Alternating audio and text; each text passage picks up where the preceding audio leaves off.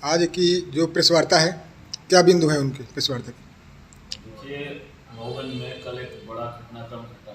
हम लोगों को भी सोशल मीडिया और विभिन्न तरीकों से पता चला कि जो पूरे प्रदेश में भाजपा सरकार द्वारा विकास यात्रा निकाली जा रही है, उसी क्रम में महोगंज में भी भाजपा के ही पदाधिकारी उन्होंने अपना इस्तीफा भरे मंच से सौंपा है और बहुत सारे आरोप प्रत्यारोप अपनी ही सरकार के खिलाफ लगाए हैं। उसी संदर्भ में हमने आप सबको बुलाया है कि उस विषय में आपके माध्यम से आप क्षेत्र तक ये बात पहुँचे, जनता तक ये बात पहुँचे। हम लोगों का सीधा सा कहना है, बड़ा साधारण सा, कि जिस तरीके से बाहर का व्यक्ति जो यहाँ से वर्तमान में विधायक हैं, वो महोगंज से नहीं, वो बाहर से हैं और एक वर्ग को लगातार चिन्हित करके टारगेट किया जा रहा है, तो मैं समझता हूँ ये महोगंज का बहुत बड़ा दुर्भाग्य है। चाहे वो घटना कल की रही हो या इससे पहले एक पहाड़ी में भी घटना घटी। जनरली क्या होता है कि जब क्षेत्र में जाते हैं तो दिखावा करने के लिए लोगों के पैर छूते हैं, लेकिन उनके अंतरात्मा और उनकी मंशा क्या है यह भरे मंच से स्पष्ट होता है। तो मैं ये समझता हूँ कि ये पूरे समाज के लिए, हम सब के लिए बड़े ही दुर्भाग्य का विषय है कि एक ऐसा व्यक्ति आया जो अपमान के सिवा हमें और कुछ नहीं दे सका। अगर हम बात करें राष्ट्रीय स्तर से, मोहन भागवत के द्वारा भी ब्राह्मणों पर, पंडितों पर टिप्पणी की गई थी और कल के जो घटनाक्रम में है तो अधिकारियों के द्वारा अभद्र बोला जा रहा है ब्राह्मणों को। इस तो पर ऐसा आपको क्या क्यों हो रहा है, क्या वजह है? हम सब इसकी घोर निंदा करते हैं। उसके पीछे कारण है ये जो मोहन भागवत जी वाला आप बयान बता रहे हैं, इसका पूरे देश में विरोध हुआ है और हम सब विरोध करते हैं।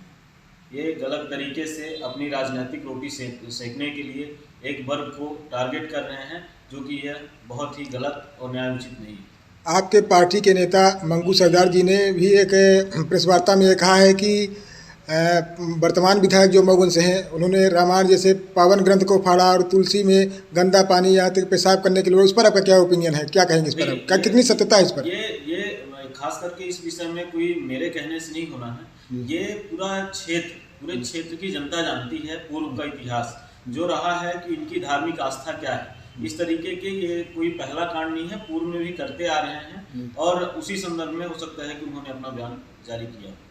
इस मुद्दे को आप लोग चुनाव में लेकर जाएंगे क्या? कैसे देखते हैं चुनाव को, अगला चुनाव? देखिए, अगले चुनाव के विषय में आपको बताना चाहता हूं कि ये तैयारी इन जैसे लोगों, भाजपा जैसे पार्टियों को करनी होती है, क्योंकि इनको करना कुछ नहीं, सिर्फ दिखावा करना है, झूठ बोलना है, जनता को गुमराह करना है।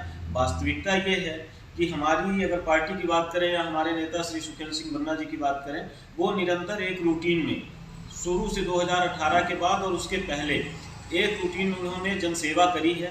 वो कोई भी दिन हो सेम रहता है, वो चाहे क्षेत्र की समस्या रही हो, किसी के यहाँ कोई ट्रेजिडी हो जाए, कोई शादी समारोह रहे, सब सुख दुख में वो हमेशा उपस्थित रहते हैं। मैं समझता हूँ कि आने वाले समय में जनता एक एक बिंदु पर तरीके से भाजपा को और यहाँ के वर्तमान विधायक को जवाब देने जा रही है। वर्तमान विधानसभा क्षेत्र में बहुत सारे ऐसे मुद्दे हैं जिनको लेकर के कांग्रेस आ सकती है, लेकिन आती नहीं है। चाहे सिविल हॉस्पिटल हो, चौरा घाट हो, महोगंज जिला हो और औद्योगिक पार्क हो, इस तरह से ठगा जा रहा है। लेकिन कांग्रेस पार्टी खुल के, जैसे बीजेपी आती थी उस तरह से आप लोग उसका विरोध क्यों नहीं कर रहे हैं? देखिए, ये कहना मेरे हिसाब से गलत होगा, क्योंकि ऐसा कोई भी मुद्दा नहीं रहा है।